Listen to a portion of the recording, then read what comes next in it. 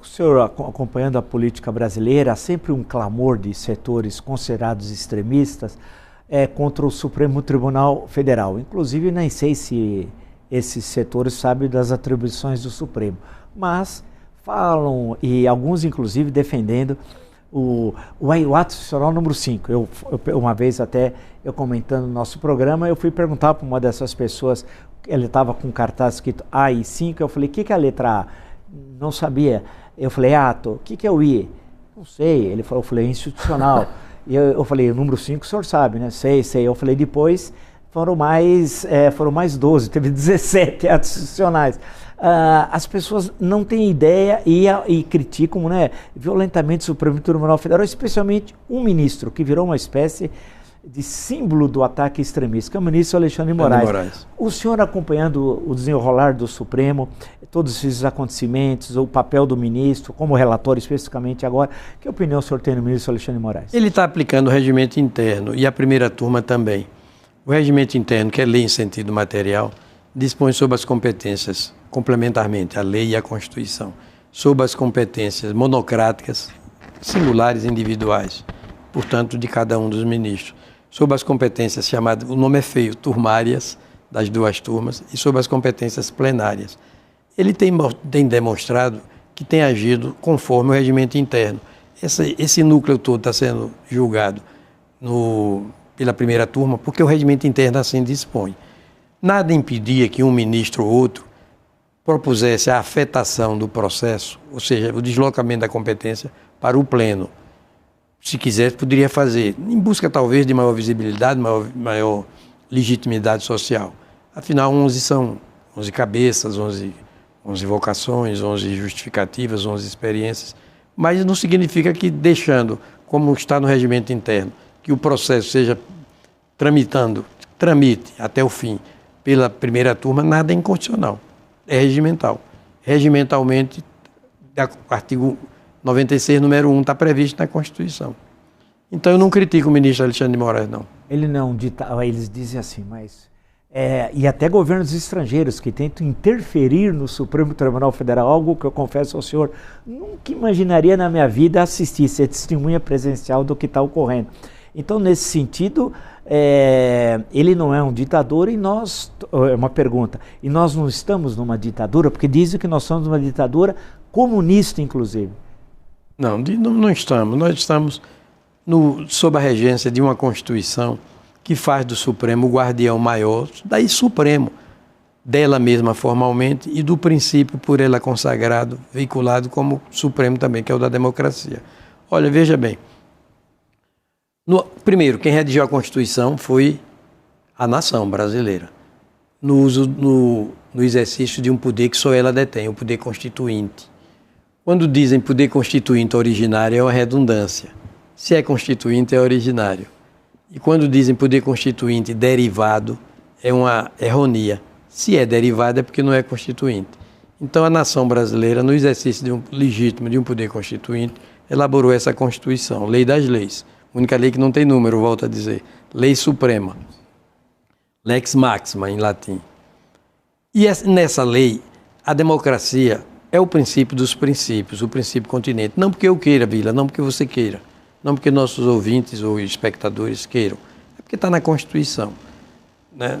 Desde o preâmbulo dela, desde essa ementa que se chama preâmbulo, é uma declaração de propósitos anterior à declaração que antecede o próprio corpo de dispositivos. O corpo de dispositivos começa com o artigo 1º e o preâmbulo antecede o artigo 1º. Nós, representantes do povo brasileiro, reunidos em Assembleia Nacional Constituinte para instituir um Estado democrático. Está dito assim. Artigo 1º. A República Federativa do Brasil, formada pela união indissolúvel dos Estados, do Distrito Federal e dos municípios, Estados, constitui-se em Estado Democrático de Direito. Artigo 5º, no âmbito dos direitos fundamentais. O artigo 1º faz parte dos princípios fundamentais, fundantes da identidade jurídica de todo o país. O artigo 5º, dos direitos e garantias fundamentais da nossa identidade de cidadãos e indivíduos civilizados. Está dito, artigo 5º, 44, constitui crime inafiançável e imprescritível. A Constituição não esperou pela lei, não. já criminalizou. Constitui crime inafiançável e imprescritível a ação de grupos armados, civis ou militares, contra a ordem constitucional, formalmente, e o regime democrático. O Estado democrático, substantivamente. Aí você vai para o artigo 23.1, compete aos Estados, ao Distrito Federal, aos municípios, à União, guardar as instituições democráticas, velar pela guarda das instituições democráticas, entre outros objetivos, entre outras normações, entre outra normatividade. No âmbito de uma normatividade mais abrangente. Você vai para o artigo, por exemplo, 127 sobre o Ministério Público. Tem 3 finalidades. Uma das finalidades do Ministério Público, defesa do regime democrático. 134 sobre Defensoria Pública, instrumento e expressão do regime democrático. Vai para o título 5º da Constituição, sobre Forças Armadas, olha. E sobre órgão de segurança pública, a começar pela Polícia Federal. Como é o nome desse título 5º? Versante sobre Forças Armadas e órgão de segurança pública. Da defesa e não do ataque, e não da agressão, e não da hostilidade. Da defesa do Estado e das instituições democráticas. A Constituição se dispôs a armar forças oficiais para a defesa da democracia. A justificativa do armamento delas é a defesa da democracia. Elas têm que bater continência antes de um general para outro, de um coronel para... Bem, segundo a hierarquia própria das estruturas hierarquizadas militares, é bater continência para a Constituição formalmente, e para a democracia substantivamente. Não inventei nada, estou citando tudo para quem quiser conferir. Perfeito, perfeito. Eu pergunto ao senhor, há uma questão também muito polêmica que se discute nos últimos anos, até não é só agora nesse momento, que é a composição do Supremo Tribunal Federal. Há uma discussão, alguns inclusive tentam colocar a questão eleitoral do ano que vem, para que, supostamente com uma maioria constitucional no Senado, entre as atribuições do Senado, fazer até um impeachment de um ministro do Supremo Tribunal Federal, o que nunca ocorreu, vale lembrar, na história da República. Eu pergunto ao senhor, a forma de indicação de um ministro da Suprema Corte, especificamente, o senhor concorda com essa forma, que é indicado pelo Executivo, sabatinado pelo Legislativo, que depois aprova, depois toma posse?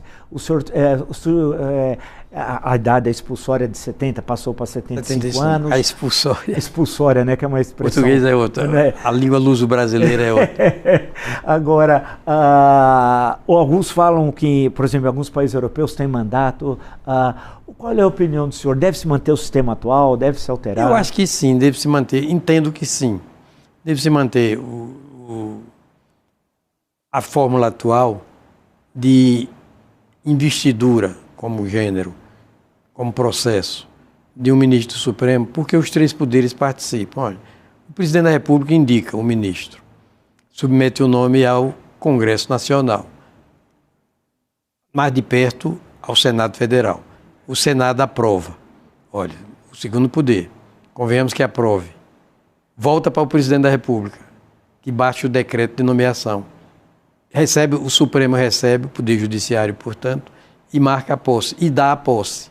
Agora, investido no cargo, logo depois da posse, automaticamente, pode-se dizer, o que cabe ao ministro é cortar o cordão umbilical com as instâncias políticas anteriores.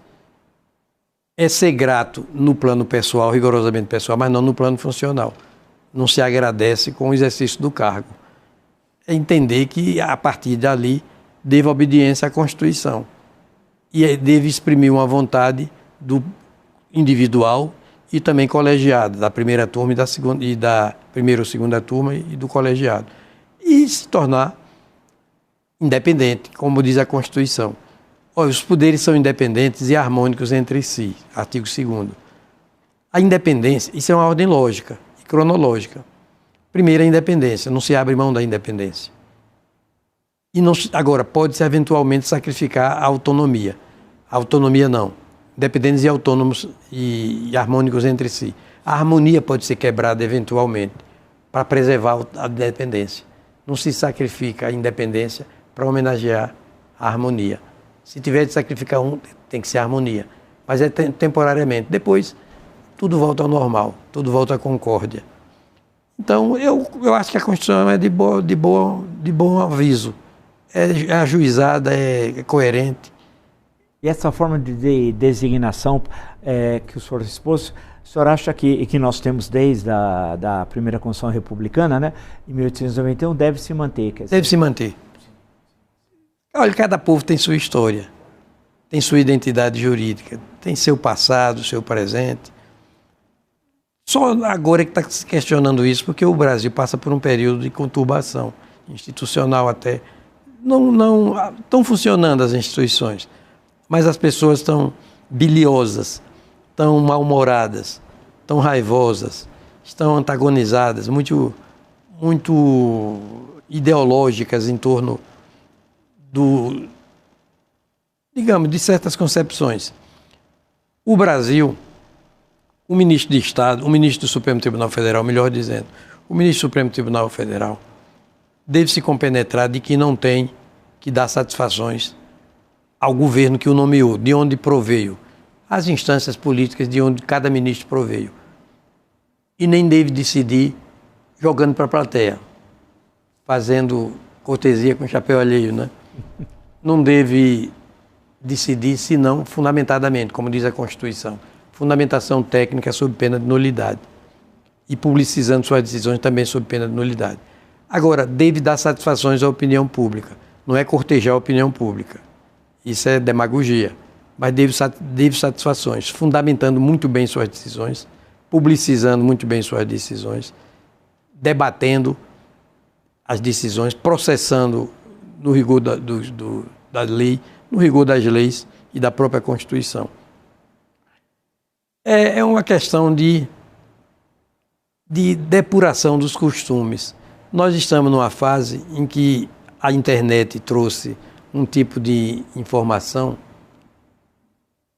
tão volumosa quanto instantânea e planetária. Não há quem seja capaz de ingerir e digerir as coisas. O tempo se vinga das coisas feitas sem a colaboração dele, não é? Dizia Eduardo Cultura, um jurista que morreu em 1954, por aí, uruguaio. A coletividade não é... O corpo coletivo é muito pesado para experimentar saltos quânticos. Salto quântico experimenta o indivíduo. Salto de qualidade. Salto inovador. Mas a coletividade precisa de tempo para digerir certas coisas. Por exemplo, 37 anos de Constituição, praticamente. Esse tempo, esse marco temporal é muito para você, Vila. É muito para mim, talvez até demasiado. Mas para a coletividade ainda é pouco. Daí a frase de Eduardo Cultura, se referindo à coletividade. O tempo se vinga das coisas feitas sem a colaboração dele. Só agora é que a gente percebe quanto essa Constituição é boa, quanto seus princípios são civilizados. Olha, pode haver coisa melhor do que isso. O Brasil, a República Federativa do Brasil, formada pela união indissolúvel dos estados, do Distrito Federal e dos municípios, constitui-se um Estado democrático de direito e tem por fundamentos, olha, como base, fundamentos, soberania do país e soberania do povo, sobretudo eleitoralmente. Cidadania, se soberania é a qualidade do soberano, soberano é o que está acima de tudo, acima de todos, cidadania é a qualidade do cidadão. Cidadão habitante da cidade, cidade, da cidade-estado, da polis. Cidadão é quem se interessa por tudo que é de todos. Olha, você é um cidadão. Sim. Aí, dignidade da pessoa humana é o principal, talvez, elemento, conteúdo da democracia. Dignidade da pessoa humana. Valores, número 4, valores sociais do trabalho e da livre iniciativa. Também, mais moderno do que isso, impossível, mais justo. E, finalmente, pluralismo político. Daí o pluripartidarismo. A sociedade é plural, ideologicamente. Agora, vem o artigo 3º e diz, magnificamente também, são objetivos fundamentais, fundantes da nossa identidade coletiva, da República Federativa do Brasil. Construir uma sociedade livre, justa e solidária. Pode haver algo mais civilizado do que isso.